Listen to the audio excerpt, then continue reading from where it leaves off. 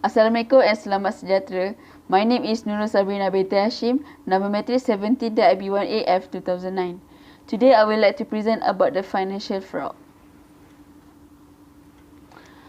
First, what is financial fraud? Financial fraud defined as an international act of deception involving financial transaction for purpose of personal gain. Fraud is generally committed by executives who are very often involved and are subject to legal action by financial market regulators. Fraud cases involve complicated financial transactions conducted by the white-collar criminals, such as business professionals with specialized knowledge and criminal intent. Okay, next is types of financial fraud. Firstly, identity theft occurs when someone steals your personal financial information, such as credit card number or bank account number, to make a fraudulent withdrawal from your account. Sometimes people will use the information to open credit or bank accounts and leave the victim liable for all the charge. Secondly is investment fraud. This type includes selling investment or security with false misleading information.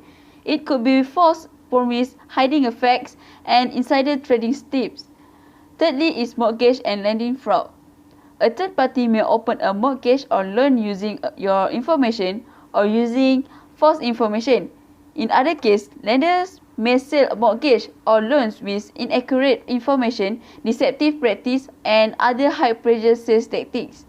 Lastly is mass marketing fraud. The fraud is committed through a mass mailing, telephone calls, or spam emails. It also includes the fake checks, charities, lotteries, honor society invitation, and more. These modes are used to steal personal financial information or to raise contribution to fraudulent organizations. Next is impact of financial fraud. Firstly, human impact. Fraud is not a victimless crime, but can be traumatic experience that often cause real and irreversible impact for victims, their family, cares, and communities. Secondly, government outcomes impact. Fraud undermines the government's ability to deliver service and achieve intended outcomes. Thirdly, security impact. Fraud can undermine national defense and security. It can also damage international standing and affect ability of nations to get international support. And lastly is business impact. Costs for dealing with a fraud against government programs are significant and go well beyond the direct loss. That's all from me. Next slide, we will continue with this next presenter. Assalamualaikum warahmatullahi wabarakatuh. My name is Nofara Afikah binti Omar Sharif. My number matric is 17-IB1AF2037. Thank you to Sabrina for the presentation earlier. I, as the second presenter, will continue the financial fraud factor. Financial fraud are not something new in Malaysia. Many are already victims, and they are also victims who have been deceived many times.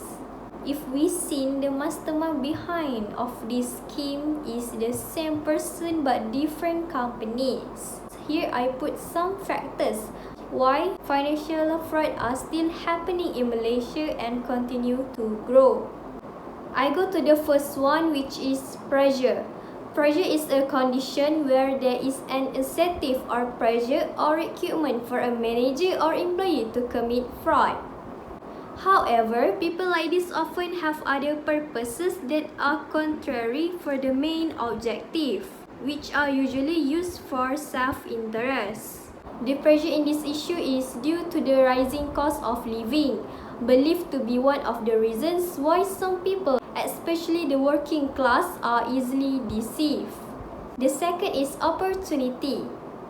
This is a situation that opens up opportunities to justify fraud. For an example, Summers and Sweeney 1919 Act examine accounts receivable and inventory. Summers and Sweeney 1990 Act also argued that receivables and inventories require subjective evaluation in estimating and collectible accounts and obsolete inventories. Therefore, management can use this account as a tool for financial reporting manipulation. The third is rationalization. This is where an attitude or character that causes one or more individuals to rationally commit fraud that enables them to consciously and intentionally commit dishonest acts. And the lastly is capability. According to Wolf and Hermanson 2004, capability is how much power and capacity of a person to commit fraud in a company environment. Capability or individual abilities play a major role in whether fraud can actually occur. Capability in this issue is preceded by the change of company directors. They also state that changes in directors can be a company effort to improve the performance of previous directors by making changes to the composition of the board of directors or the recruitment of new directors who are considered more competent than the previous director. I will go to the next slide, which is finding or issues in financial fraud. There are two categories under these issues, which is employee fraud and management fraud. I will explain more about employee fraud. Under this category, the clarity of the act is misappropriation of assets that occurs due to involves death of entity's asset. Under this category, the clarity of the act of misappropriation of assets that occurs due to involves death of an entity's asset. It often accompanied by false or misleading records or documents in order to conceal the facts that assets are missing. This may include embezzling receipts, stealing entity's asset, and lapping of accounts receivable. Next, related to the article where it occurred in Johor Bahru, an assistant yard and sports officer was sentenced to 14 days in jail and fined 15,000 ringgit by the Sessions Court.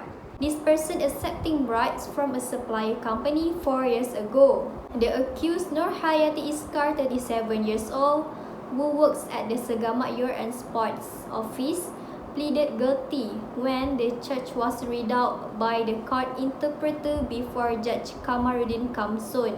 Nur Hayati is alleged to have received for herself a valuable item of cash amounting to 10,000 ringgit with no reply from the owner of SA Effendi Enterprise Company. Sheikh Azrul Effendi Sheikh Rahman, who is known to be the service provider for the Sports Liga for Segamat District 2015, he was charged with committing the offence at the Segamat District Yard and Sports Office in October 2015. In the fact, the case which was also read out in court, the accused used the 10,000 ringgit received for a holiday in Kundasang Sabah with his friend. The accused asked for 10,000 ringgit in advance to run the program, which will be carried out in October 2015 from the supplier company. But after a few weeks informed that there was no need to make any supply. The case was handled by the prosecuting officer of the Malaysian Anti-Corruption Commission MACC, Yunus Muhammad. That's all from me. Thank you. Assalamualaikum, my name is Nur Adila binti Zulkifli. I'm the third presenter. Want to continue our presentation. I want to present the issue financial fraud and then how to avoid financial fraud. Okay, we go to the issue financial fraud. The second issue financial fraud is management fraud. Fraudulent financial reporting involves intentional misstatement or omission, often accompanied by false or misleading record or document in order to conceal the fact that assets are missing. This may involve number one is manipulation, falsification, or alteration of record or document. Number two is mispresentation in or intentional omission of the effect of transaction from record or document. Number three, recording of transaction without substance. And the last one in intentional misapplication of accounting policies. Okay, next the article. The 1MDB scheme was a global web of fraud and corruption in which billions of dollars ostensibly raised for public development project in Malaysia instead landed in private pocket, including those of the country's former Prime Minister Najib Razak. For example, before One Malaysia Development Berhad 1 MDB was established in 2009, the Terengganu Investment Authority was first introduced in 2008. This is the biggest kleptocracy scandal in the world. In short, the 1 MDB is the government strategic investment body to promote Malaysia's long-term economic development through foreign direct investment. The criminal charge involves 42 charges against former Malaysian Prime Minister Datuk Seri Najib Razak and a businessman. According to some allegation, hundreds of millions of dollars from one MDB fund were given to Riza Aziz, the stepson of Datuk Seri Najib Razak, to buy a real estate asset worth 18.97 million in Beverly Hills, New York, USA and London. Riza Aziz is also said to have raised $10 million solely for his firm company project. Okay, next we go to the how to avoid financial fraud. The first is we need to keep all the personal information, identity card and bank card safe at all the time. Number 2 is keep the PIN number secret. Number 3, do not write the PIN number down or store them with bank card. Never give bank account detail or other security information to any person or website unless their identity and authenticity can be verified. Place the money only at authorized financial institution and then never give the money to people who offer to place it with a bank on your behalf for a rate of return higher than the prevailing rate. Number 4 is do not allow yourself to be distracted when using your bank card. If you notice something wrong with an ATM, you need to report it. Number 4 is do not let anyone else use your card.